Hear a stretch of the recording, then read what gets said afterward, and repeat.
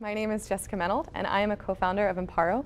And at AMPARO, we're working to develop simple prosthetic devices that empower amputees across the world. So we actually started as an inter-university collaboration as a part of a program called Global Engineering Teams.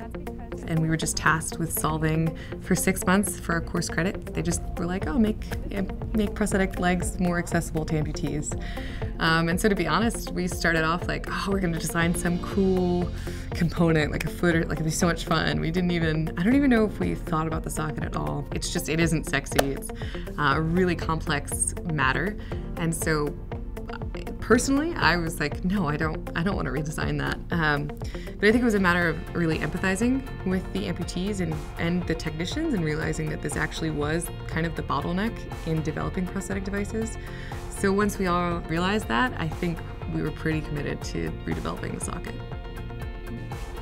So the first thing we did in order to redevelop the socket was talk to technicians who had been working and developing prosthetic sockets for years and really watch what they did to see what the process entailed.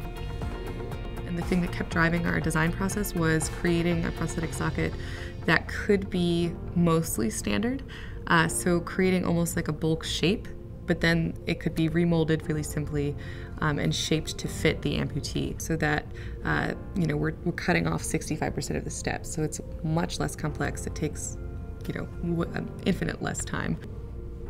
I think right now, last count, we have about 50 or so prototypes, but really getting to the right ratios of design and different aspects that we've incorporated in has taken us a lot of iterations.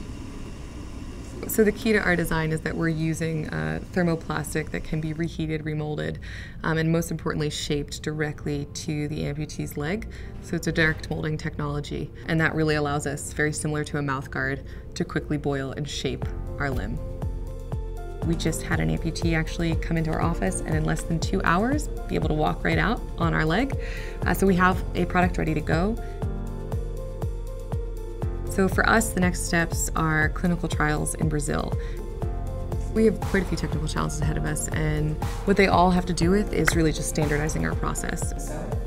What I think will work with Catapult Design and some of the engineers here is really standardizing the way that our team manufactures these prosthetic sockets, which we then hope eventually will lead into standardizing mass manufacture of the sockets.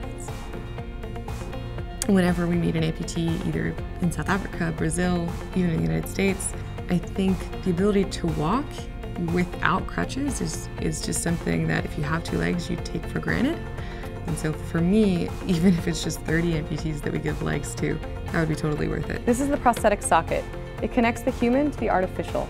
And this is really where the bottleneck is. I have found the connections with all of the different teams to be invaluable, and also all the coaches and the network that ASME has, and getting some of the expert feedback on our designs has been just so great and so wonderful.